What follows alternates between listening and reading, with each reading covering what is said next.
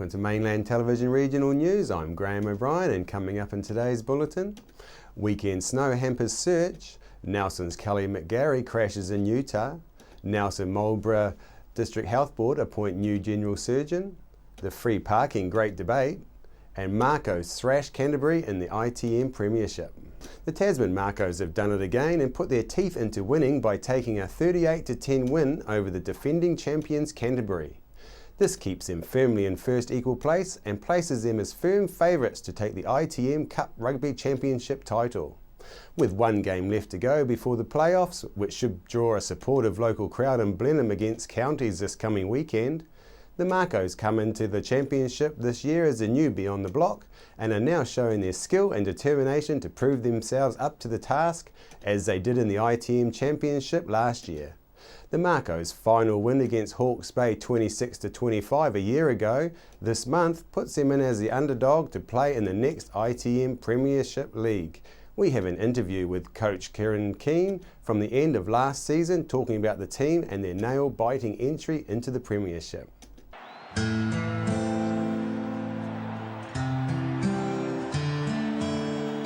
Love it.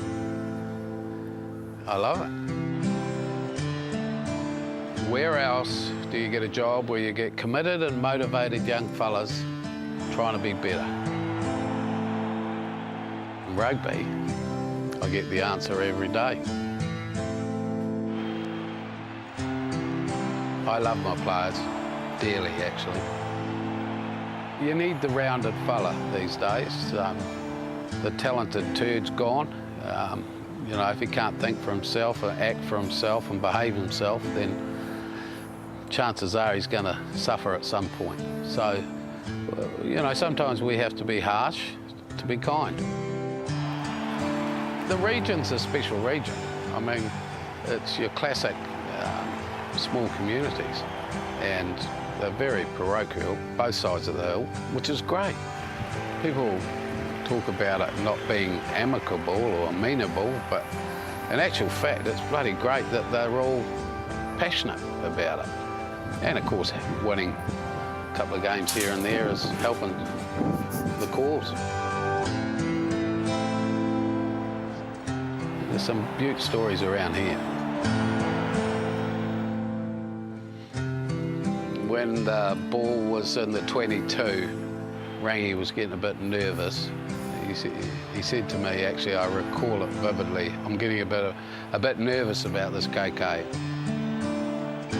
And of course, it all transpired, didn't it? But the 9, who had only just come on the field, ran across on that tangent and kept that boy right out into the corner, which made it really tough for him to convert Ehi West. And of course, the crowd gave him a bit of jip as well, so it was all very entertaining, and it was pure theatre for everybody concerned. For my heart, it wasn't a good thing. For Rangi, I'm not quite sure whether he had to change his tweeds or what happened.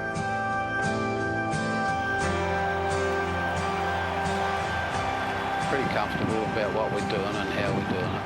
And there's a lot of enjoyment there for me. I've coached battlers most of my life, and I get a lot of pleasure out of that. The Great Parking Debate is once again in the spotlight on 9th of October at 9 a.m. at the Council Chambers, with councillors coming back to examine the benefits and costs involved. Following the 3 months trial of free parking, the Council gave another month's grace as Mayor Rachel Reese said it was too early to draw any conclusions from the data. This is the end result of what could be seen as a short-sighted plan that saw parking outsourced to Environmental Investigation Limited in June, which has led to a backlash from businesses and residents alike at what was seen as heavy-handed enforcement, which, judging from the stats, is hard to dispute. The Nelson City Council contracted out its parking operation in October last year to Environmental Services and required them to issue at least 18,500 tickets a year. That's 1,300 more on average than the council parking wardens used to issue. In the first 4 months of its contract, the new contractors issued 7,511 tickets, and if that rate continues for the rest of the year, it will issue approximately 22,530 tickets.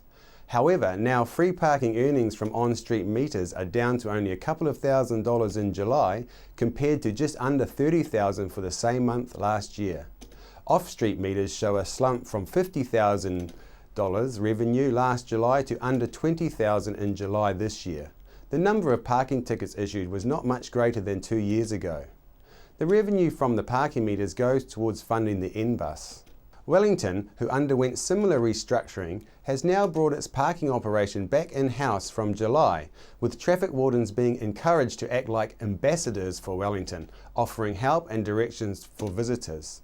This was after the finger was pointed at the council for outsourcing the parking warden program to Parkwise, which is owned by Armourguard. Free parking is in reality costing Nelson ratepayers $97,000 a month, and begs the question, where will the money come from for the N-Bus? It all may become clearer following the meeting this Thursday. We went to the streets to ask people about the benefits and if free parking should continue. Free parking, has it been a good or a bad thing for Nelson? My point of view as a citizen here, the retailers, all that I've been to, particularly in the main street here, have said that it's been wonderful for their businesses. Things are so much better than they were before. People seem far more relaxed than they were. The other thing, though, is that the car parking areas, Buxton and the Montgomerys, are much fuller than they were. People are parking in there, possibly for longer, I don't know, but it's now quite easy to get a park in town, and it's made a wonderful difference. I don't think it's been a good thing because you can't get a park when you come to town because all the workers use it. So the people that want to shop can't get a park. So to me, I think, no, it hasn't been a good thing. Absolutely fantastic for Nelson. It encourages the shops to be alive and everyone's able to come and spend as much time as they need to do their shopping with pleasure and leisure. I think it's been a brilliant thing for Nelson. It brings people into the city that wouldn't normally come in. I guess it's been really good. It hasn't made much difference for me. When I come into town, I'd be parking anyway, summer or winter. But if it's helping the business district, which seems to be failing a bit, then it's a great thing. I worry about the sort of city losing out on the parking revenue, but it's obviously balancing and weighing it up. So must be a good thing, I guess, if it's bringing people into city. And Nelson seems to be competing with Richmond, so we've got to do what we can to keep Nelson on top. Go Nelson. Heavy snowfall overnight in the Nelson area made conditions harsh for Nelson Marlborough Rescue Helicopter when flying over Speargrass Hut in the Nelson Lakes National Park during a search on Saturday afternoon. A 59-year-old male from Wellington was eventually located and airlifted by the Nelson Marlborough Rescue Helicopter from the lakes area on Saturday. The man had been tramping with a group of people near Speargrass Hut area in the Nelson Lakes National Park when he tripped and fractured his ankle. The group activated their emergency locator beacon and Rescue Communications Centre in Wellington dispatched the helicopter around midday Saturday. Due to a very heavy overnight snowfall and dense bush, the location of the group was made extremely difficult for an aerial search. Once located, the onboard paramedic was winched into the bush where the man was stabilised and prepared for winch extraction.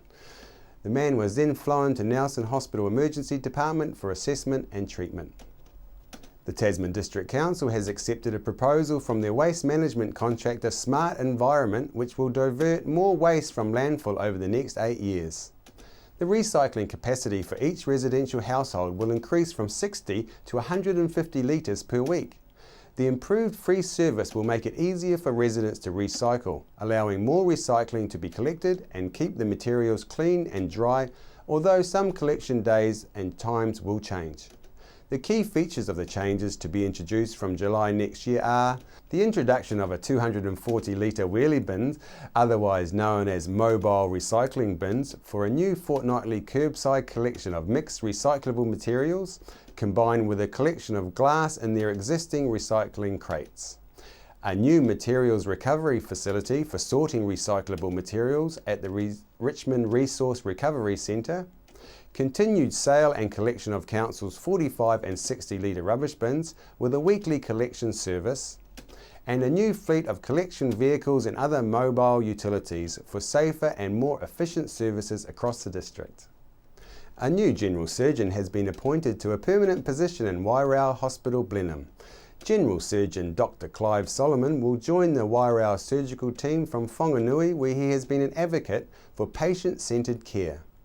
Nelson Marlborough District Health Board Chief Executive Chris Fleming said the Nelson Marlborough DHB are pleased to have found someone with Dr. Solomon's clinical experience and focuses on patient safety to join our surgical team, and we look forward to his input into ongoing clinical governance and quality improvement initiatives.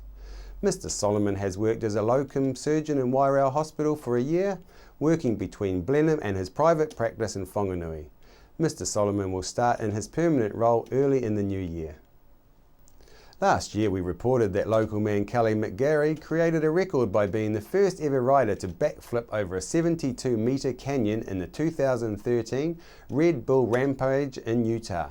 This year, however, Kelly McGarry's very much a crowd favourite took a dive not once but twice for the Red Bull Rampage in Utah last week. Red Bull Rampage is one of the toughest and most physical free-ride mountain bike events on the planet. The terrain takes no prisoners if riders make the slightest mistake or wrong approach out on the course. McGarry's first mishap took place during a practice only days before the competition began, with his second attempt causing him to undershoot the jump, destroying both wheels on his bike. He didn't get hurt in either accident, but his bike certainly did. We leave you now with his completed run for this year's event.